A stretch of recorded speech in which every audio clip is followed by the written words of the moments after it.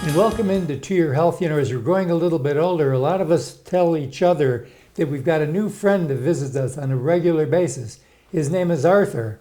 Arthur who? Arthritis. And it's something that gets into I know these two fingers, they've got it.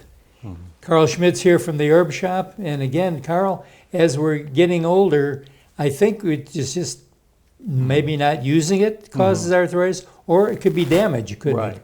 Well, the part itis, you said Arthur and itis. Inflammation of. Itis is inflammation. So whatever the organ or tissue is, and the word itis is so arthritis is arthritic or joint. Tonsillitis. Right. Yeah.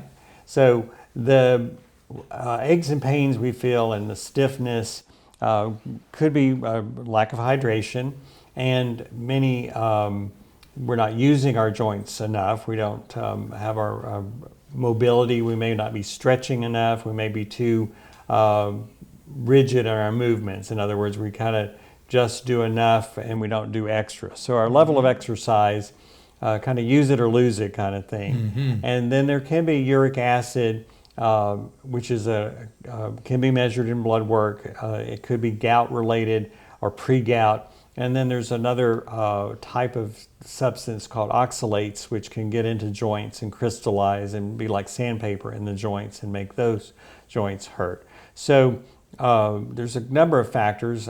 Many people supplement with collagen, and there's a balance to that. Too much of a good thing can be a bad thing. But another good supplement is bone broth, and many people can cook and make their own broth from, if they cook meat or chicken or beef or whatever, and save the bones and make their own bone broth, and make vegetable soups or rice with that bone broth.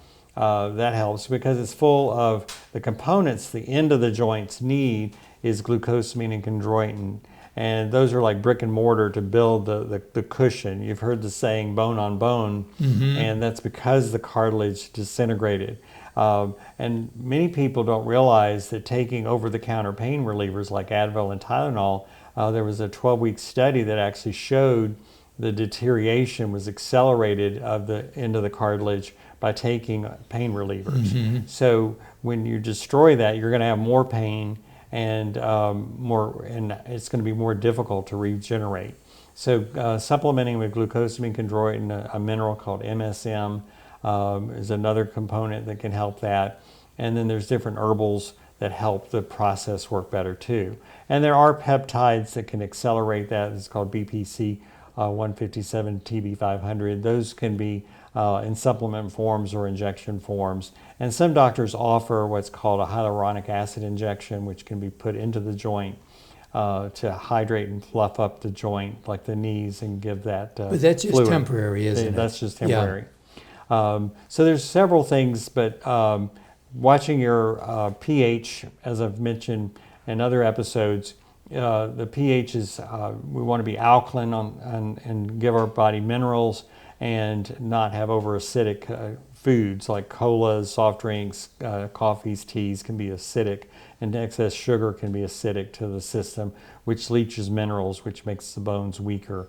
And so we want to have these supplements. We can implement more bone broth in our diet, some collagen in our diet. If that's not enough, there are more targeted growth factors in supplement forms that can accelerate the regeneration of bones and joints.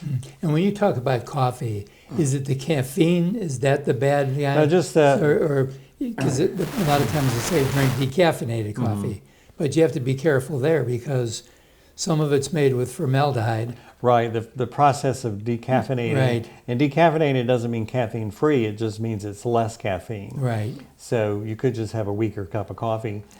but coffee is acidic, but it's just when you measure the pH of the substance, it's acidic.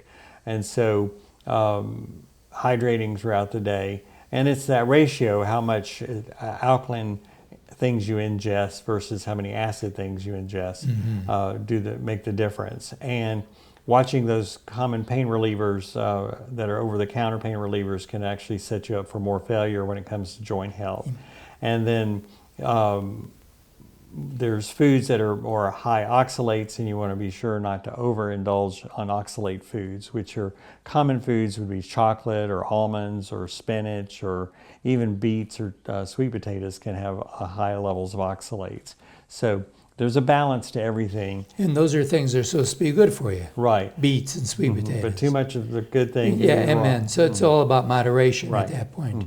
And if you are drinking a lot of coffee, it's going to tend to dehydrate you. Right, right. And coffee is a stimulant, and that puts stress on the adrenals, and that puts stress on the kidneys, and then you lose more minerals in the process because coffee is a mild diuretic, so then you lose more minerals. So it's a combination of healthy bones and healthy cartilage at the end of the bones to reduce any arthritic symptoms.